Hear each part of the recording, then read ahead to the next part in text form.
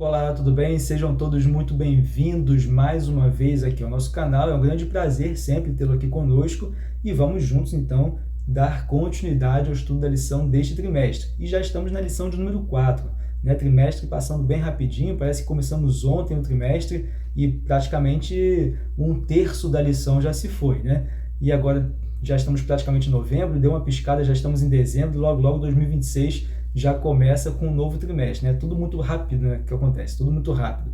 Mas vamos então aproveitando cada momento, cada estudo. É importante estudarmos diariamente a lição da Escola Sabatina, que é um estudo sistemático da Palavra de Deus. Então precisamos estudar todos os dias, né? Precisamos abrir a Palavra de Deus todos os dias e com certeza Ele estará nos abençoando, né? Então vamos aproveitando cada momento porque passa rapidinho, né?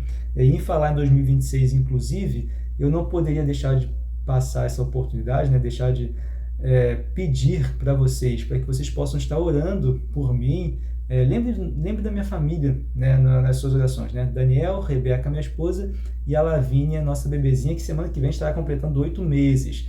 Né? Então lembre de nós nas orações de vocês. Ano que vem, 2026, teremos um grande desafio a enfrentar, mas temos certeza que Deus está à frente, já preparando todo o caminho. Justamente é disso que estamos estudando esse trimestre aqui, né? Deus sempre à frente do povo, preparando o caminho, lutando por eles, e assim também nós confiamos, né, e teremos um desafio muito grande a partir do ano que vem. Logo estarei compartilhando aqui com vocês esse desafio que teremos a partir do ano que vem, mas por hora eu peço de coração que vocês possam estar orando por nós, né? Lembre dos nossos nomes nas orações de vocês, né? Daniel, Rebeca e Lavínia, não esqueça, né? Então desde já eu agradeço, né, e peço então que vocês possam estar orando por nós. Acredito muito no poder da oração e acredito muito que é importante, né, nós estarmos orando um pelos outros, né? Tenho certeza que isso é fundamental para que possamos seguir na nossa jornada, nossa caminhada, cada um com seus desafios, mas sempre confiando que Deus está à frente, né? E como nós falamos, é justamente sobre isso que a lição está abordando aqui. Porque a temática de hoje, o título é o conflito por trás de todos os conflitos, né? E vamos ver justamente um Deus que está sempre à frente, né? Que sempre prometeu desde o início que estaria à frente, guerreando pelo povo, né? Lutando pelo povo, preparando o caminho para o povo passar, né? É disso que nós estamos estudando essa semana. Mas antes, como de costume, uma breve revisão, a gente sempre faz aqui uma breve revisão da lição anterior. Na lição da semana passada, nós vimos os memoriais da graça, né? Vimos ali a Arca da Aliança como memorial da graça, né? Que justamente representava a presença de Deus no meio do povo. Vimos as pedras que foram tiradas ali do rio Jordão, né? Quando o rio parou de correr para que o povo passasse. Então, do local onde os levitas ficaram com a Arca da Aliança bem no meio do rio, um líder de cada tribo deveria pegar uma pedra para criar um memorial, para poder se lembrarem daquele momento, né? Então, os memoriais da graça são importantes para que nós possamos nos lembrar de algo, né? Não nos esquecer de coisas importantes. E aqui, né, de coisas espirituais, né? De momentos importantes onde a ação divina esteve presente de forma clara e aquilo deveria passar de geração em geração, para que isso não fosse esquecido, né? A ação divina, a ação do poder divino em cada momento ali, né? Então, Memoriais da Graça é muito importante nós lembrarmos desse conceito. E na lição, então, de hoje, como nós já falamos, o conflito por trás de todos os conflitos, nós temos justamente o momento onde o povo, então, de Israel ele já atravessou o Rio Jordão, vimos na lição anterior, e agora eles estão prestes ali, já diante da muralha de Jericó, prestes a conquistar esse território. Eu vou só pedir desculpa, porque vocês devem estar ouvindo um som de respiração bem profundo. É o meu cachorro que está deitado aqui do meu lado aqui, mas, enfim, pelo menos ele está dormindo. Se acordar ele fica latindo, fica pior, né? Mas eu sei que deve estar escutando aí um som de respiração no fundo aí. Desculpa porque está meio empolgado ali no sono dele, mas daqui a pouco passa, né? Enfim, você que está acostumado aqui, já assiste nossas lições, sabe que eu gravo bem tarde, né? Já são 00:40 agora, né? Inclusive eu fico aqui com o cachorro aqui, já mostrei para vocês uma vez, vou mostrar de novo, fico aqui monitorando a bebê, ver se a bebê não acorda aqui, né? Fico monitorando ela, porque minha esposa trabalha à noite, enfim, a gente fica aqui controlando tudo, né? Pelo menos eu acho que está tudo sob controle, né? Eu acho, né? Mas acredito que esteja tudo sob controle sim. Mas só para vocês saberem que som é esse aí no fundo que vocês ficam ouvindo de vez em quando. Bem, vamos lá. Vamos voltar aqui no assunto aqui para a gente não perder a linha de raciocínio. Então nós temos o povo agora diante da muralha de Jericó. É interessante que a lição ela vai abordar a ideia desses conflitos que o povo de Israel ele enfrenta, né? Vai enfrentando ali a partir desse momento, com o povo de Jericó, com os outros povos, para que eles possam conquistar a terra. E nós temos a certeza que Deus está à frente, né? Deus está guerreando por eles. E a ideia justamente que nós precisamos compreender é essa, né? Como que a gente combina a ideia de um Deus amoroso com a ideia de um Deus guerreiro, que guerreia pelo povo, né? Que vai lutar pelo povo. Aí nós precisamos entender um ponto muito importante, que justamente é o título da lição, quando diz, né, o conflito por trás de todos os conflitos.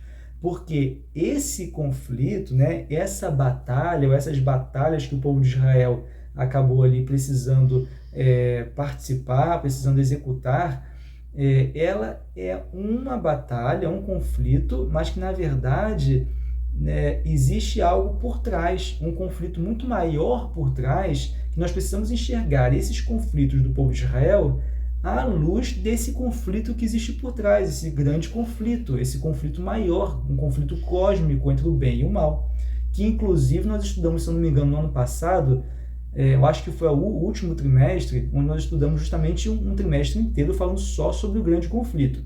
E aqui no canal, não sei se você já percebeu, eu deixo sempre em playlists as lições do trimestre. Então, quando o trimestre acaba, eu crio uma playlist e coloco lá esse trimestre, todas as lições desse trimestre, né? Então, se você quiser voltar, por exemplo, lá na lição do grande conflito, você pode clicar lá na playlist do grande conflito e buscar o assunto que você queira recapitular. Eu acho que vale a pena, caso tenha algum assunto específico que você queira recapitular sobre, por exemplo, o grande conflito, né? Porque a lição da Escola Sabatina, às vezes ela se repete um pouco, repete alguns assuntos, repete algumas ideias, algumas temáticas, e nós temos já gravado ali, então nós deixamos separadinho, você pode voltar lá e buscar o assunto que mais te interessa, para você poder estudar também a lição dessa semana à luz desses assuntos que já foram abordados de forma mais aprofundada.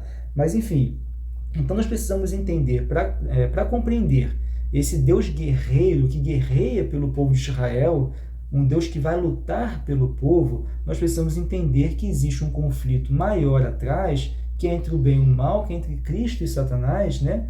Onde nós temos então o próprio Deus guerreando, porque é um conflito cósmico entre o bem e o mal, que tem como centro desse conflito justamente, né, aquilo que está sendo disputado, né, é o caráter de Deus. Se o caráter de Deus é um caráter justo mesmo ou não, né? Às vezes a gente pensa assim, o centro do conflito está nós seres humanos, né? Estamos sendo disputados. É a nossa mania de achar que somos o centro do universo, né? Que somos o centro de tudo, né? Não, o que está no centro desse grande conflito é o caráter de Deus. É isso que está sendo ali questionado nesse conflito, né? Então, e nós, seres humanos, é evidente que estamos sim, né, no campo de batalha desse grande conflito, onde nós temos que tomar uma posição. Inclusive, a lição dessa semana ela traz esse ponto muito importante, né, que não existe campo neutro nesse grande conflito. Não existe campo neutro. Nós estamos ou de um lado ou de outro lado. Ou estamos do lado de Deus, ou não estamos do lado de Deus, estamos do lado do inimigo. Não existe campo neutro. E isso é importantíssimo nós entendermos. Não tem campo neutro. Não tem meio termo. Não tem em cima do muro. Não tem isso nesse grande conflito cósmico, né? Por exemplo, eu poderia muito bem... talvez você poderia me perguntar, Daniel, qual é a sua opinião, de que lado você está na guerra, por exemplo, da Rússia contra a Ucrânia? Um exemplo aqui, um exemplo. Você poderia me perguntar, de que lado você está, Daniel? Eu poderia muito bem, né, como um exemplo, não estou dizendo que é a minha opinião de fato, só estou dizendo como exemplo. Poderia muito bem dizer, não estou do lado de ninguém, não estou do lado de ninguém, não estou participando desse conflito, né? Não faço parte desse conflito, não estou do lado de ninguém, por mais que às vezes a gente sofra algumas questões econômicas por conta desse conflito, que acaba mexendo com a geopolítica mundial, eu não estou do lado de ninguém. Posso, né, poderia falar dessa forma. Não estou dizendo que eu tenho ou não tenho opinião sobre esse conflito, né? Até porque para a gente, né, falar sobre esses conflitos, a gente tem que trazer raízes históricas, né, da formação desses estados nacionais, enfim, são muitas questões que vêm antes do conflito atual. Mas, enfim, essa não é a ideia. Eu poderia muito bem responder, não estou do lado de ninguém, não faço parte do conflito. Porém, no conflito cósmico entre Deus e Satanás, entre o bem e o mal, Não existe essa possibilidade. Eu não tenho como dizer, não estou do lado de ninguém, não tenho como dizer. Existe um lado no qual nós estamos. Né? E a pergunta que eu te faço, você vai responder para você mesmo, é qual lado você está. Basicamente isso. Mas não tem como estar em cima do muro, não existe muro. Né? Tem até uma charge, não sei se você já viu, né? Uma charge, um desenho, onde você tem um muro, a pessoa em cima do muro, né? E esse conflito entre o bem e o mal, de um lado os anjos bons, do outro lado os anjos maus, e os anjos bons pedindo para essa pessoa descer do muro, né? Uma pessoa em cima do muro, pedindo para essa pessoa descer em cima do muro, e os anjos maus ali não se preocupando muito. E alguém pergunta, por que você não está preocupado em puxar essa pessoa para o seu lado? Aí ele fala, né? Não estou preocupado não, porque o muro é meu. Né? Então, assim, é porque não tem muro, não tem como você não estar de um lado ou de outro. Né? No conflito cósmico é assim que funciona. Ou estamos de um lado, ou estamos do outro lado. Aqui em Josué, capítulo 5, verso 13 ao verso 15, vai dizer assim, estando Josué ao pé de Jericó, então estão ali já pronto para lutar contra Jericó, né? Ali vendo a muralha de Jericó. Então estão ao pé de Jericó, levantou os olhos e olhou. Eis que se achava em pé diante dele um homem que trazia na mão uma espada nua. Chegou-se Josué a ele e disse, és tu dos nossos ou dos nossos adversários? Né? Então, se você é de quem? De qual lado você está? Você está do nosso lado ou do lado dos nossos adversários? Né? E aí ele responde o seguinte, não, sou príncipe do exército do Senhor e acabo de chegar. Então Josué se prostrou com o rosto em terra e o adorou e disse-lhe, que diz-me o Senhor ao seu servo? Então você veja, esse homem, né, que aparece, né, Josué pergunta, quem é você? De qual lado você está? Você é dos nossos ou você é dos nossos adversários? Ele fala, não me enquadro em nenhuma categoria que você está dizendo. Eu sou príncipe do exército do Senhor.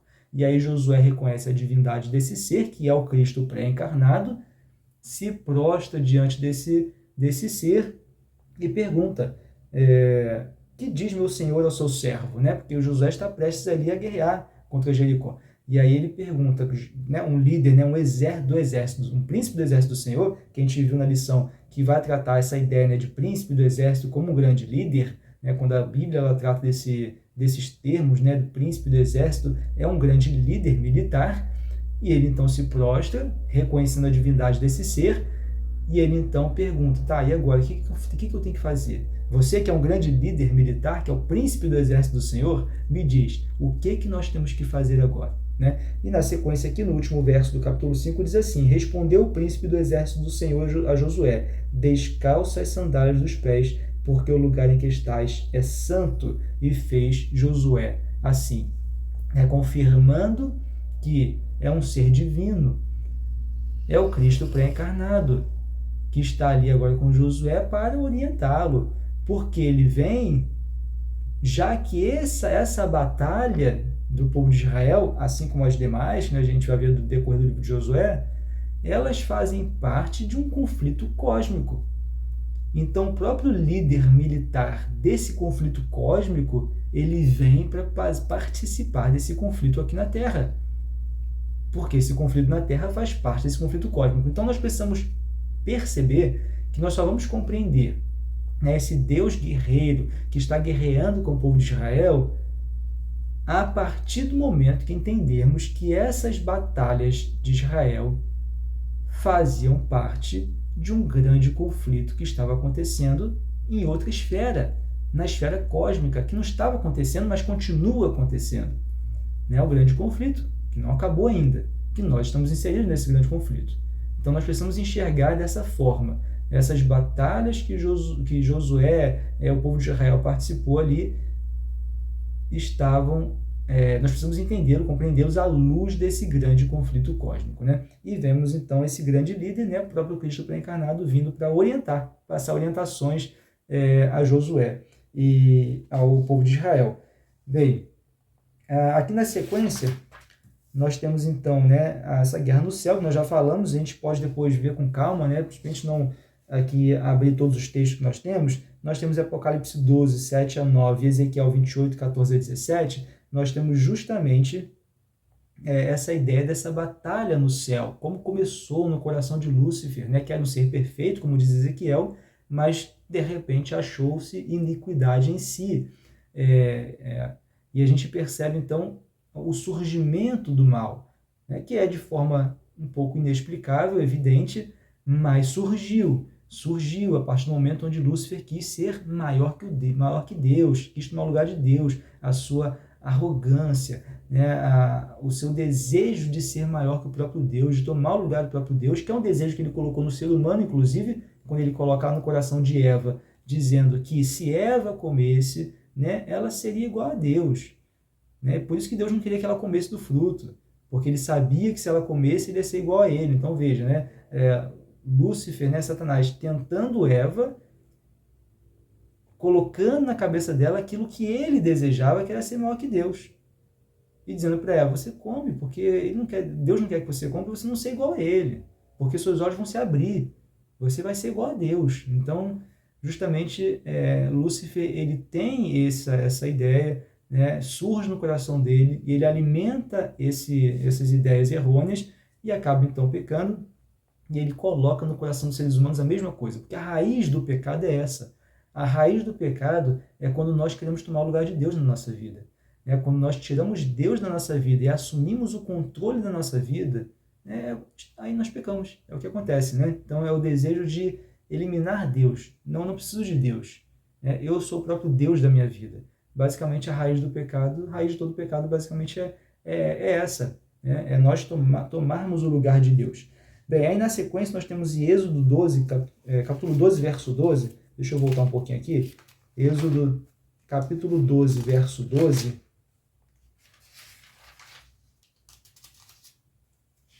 Deixa eu abrir aqui.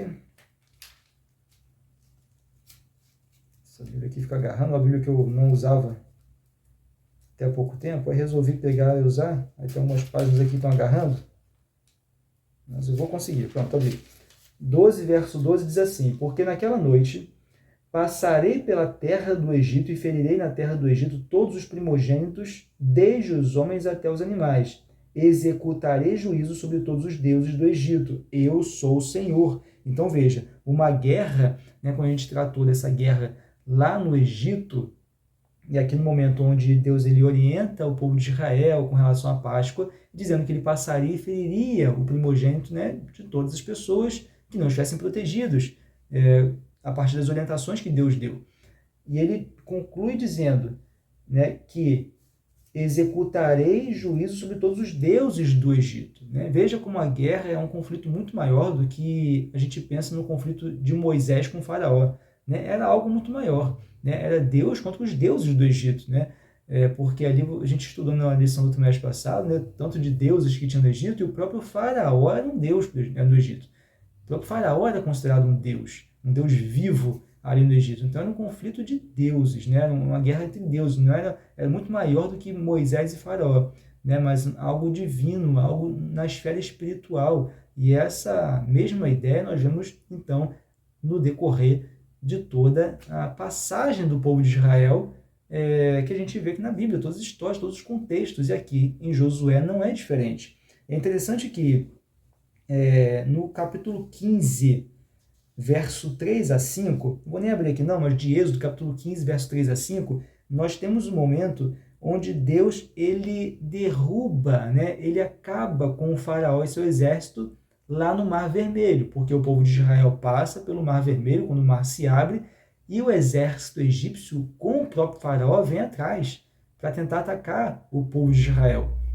E o próprio Deus, então, depois ali o povo de Israel passou, as águas voltam ali a correr normalmente e o exército egípcio, junto com o faraó, acabam então perecendo, acabam morrendo. Veja que Deus, né, ele acaba ali com o exército do Egito sem que o povo de Israel precisasse guerrear, sem que o povo de Israel precisasse pegar em armas, precisasse entrar num conflito corporal contra o exército do Egito. O próprio Deus resolveu o problema naquele momento. E nós vamos perceber que a ideia inicial, né, o plano inicial de Deus era que fosse assim. era que o povo de Israel não precisasse entrar no campo de batalha, simplesmente confiasse. Mas, infelizmente, por conta da desobediência do povo, por conta da incredulidade do povo, Deus acaba ali permitindo que o povo entre nesse campo de batalha, né, de fato ali, né, corporal contra as nações a serem conquistadas. Né? Mas o plano original era só confiar. Era só confiar. Porque da mesma forma que o Deus acabou com o próprio faraó e com o exército do Egito ali no Mar Vermelho, Deus faria isso no decorrer da conquista da Terra Prometida. Era assim que Deus iria fazer. Essa era a promessa. Eu vou à frente, eu envio um anjo à frente. Era sempre essa fala de Deus. Né? Então, esse era o plano original. E a gente vê que nesse contexto, então, dessas guerras, dessas batalhas, a lição traz uma frase importante que eu anotei aqui, que diz assim: em última análise, Deus está em guerra contra o pecado. Né? Essa é a guerra. Porque, como nós falamos, o conflito cósmico é o conflito entre o bem e o mal. Né? É o conflito entre Deus e Satanás. É o conflito entre Deus e o pecado. Né? Então, em última análise, Deus está em guerra contra o pecado. Né? E o que está em jogo, então, como nós falamos, é a reputação e o caráter de Deus. A partir do momento que o pecado entra no mundo, não existe campo neutro, como nós falamos. Ou estamos do lado de Deus, ou estamos, então, do lado do mal. Na lição de quarta-feira, nós temos aqui em Êxodo capítulo 14, justamente a confirmação dessa ideia do plano original de Deus. Capítulo 14, verso 13 a 14, diz assim: Moisés, porém, respondeu ao povo: não temais, aquietai-vos e vede o livramento do Senhor, que hoje vos fará, porque os egípcios que hoje vedes, nunca mais o tornareis a ver. O Senhor pelejará por vós, e vós vos calareis. Né? Essa era a tônica, essa era a ideia, esse era o plano original. Né? E é isso que Deus quer que nós façamos hoje. Confiemos que Ele está à frente. Confiemos que Ele já está lá na frente resolvendo tudo. Ele só pede para nós confiarmos. Confie. Eu estou pelejando por vocês. Quantas vezes nós andamos ansiosos nesse mundo, né? Porque não sabemos o amanhã e a gente fica ansioso e preocupado. Mas Deus, ele diz: confie. Confie. Aquietai-vos. Fiquem tranquilos. Eu estou à frente resolvendo tudo. Precisamos confiar. Quando nós somos incrédulos, né? Quando nós não acreditamos, quando nós não confiamos, assim como o povo de Israel não confiou, né? A sua incredulidade fez com que eles entrassem no campo de batalha. Então veja o perigo da gente não acreditar, da gente não confiar. Quem sofre as consequências quando nós não acreditamos, quando nós não confiamos? Somos nós mesmos. Quem sofre as consequências da falta de fé somos nós mesmos. Precisamos confiar, precisamos ter fé, né? Fé nesse Deus.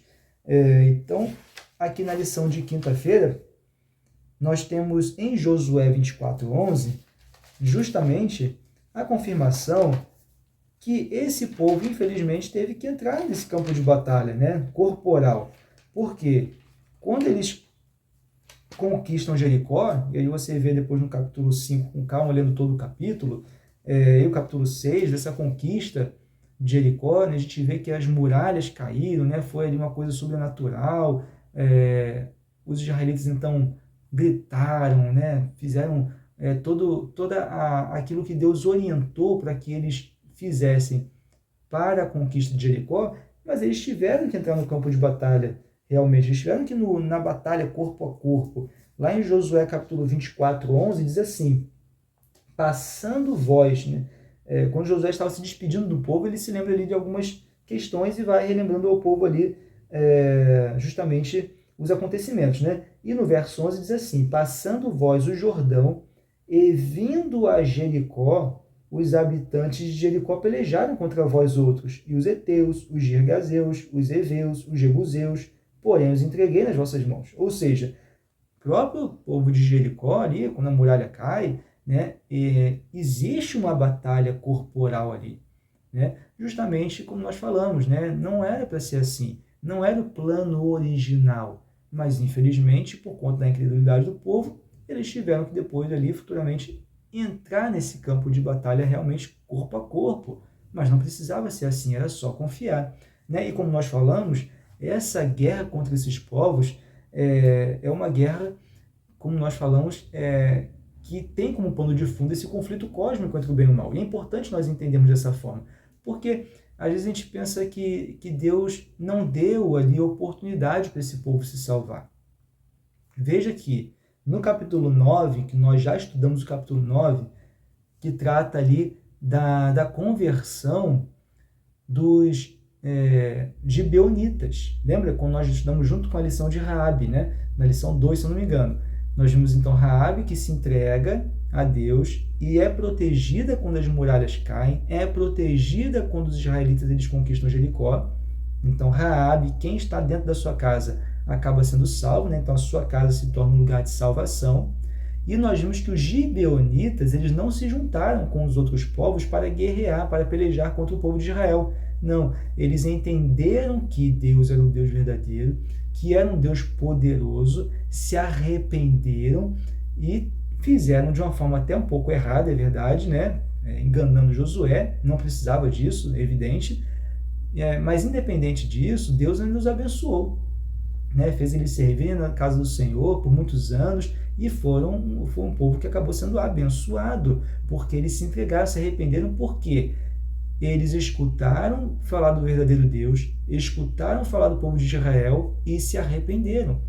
Todas as outras nações tiveram a mesma oportunidade. É interessante que os gibeonitas eles deixam claro que todas essas nações tiveram a mesma oportunidade de arrependimento, mas somente eles se arrependeram e de um jeito ali, como nós falamos, meio errado, né? na mentira, tentando enganar ali Josué, eles acabaram então sendo poupados por conta do seu arrependimento verdadeiro, porque eles reconheceram a grandeza de Deus, assim como Raabe reconheceu a grandeza de Deus. É interessante quando a gente vê Raabe sendo salvo em Jericó, porque a gente entende que todo o povo de Jericó poderia ser salvo, né? E quando a gente vê que os gibeonitas foram salvos, a gente entende que todas as outras nações também poderiam se arrepender, né? Então veja que é um conflito entre o bem e o mal, é um conflito contra o pecado. Precisamos enxergar dessa forma, né? E dessa forma compreenderemos então esse Deus, que é um Deus guerreiro, que é um Deus que está na batalha, uma batalha cósmica. Mas a lição dessa semana, ela não conclui, né? Não se conclui nessa semana. Nós temos na semana que vem, o assunto continua, né? Esse assunto ele vai dar continuidade, então, na lição da semana que vem. Bem, mais uma vez, então, foi um grande prazer estar aqui com vocês. Espero revê-lo na lição de número 5 na próxima semana. Até lá!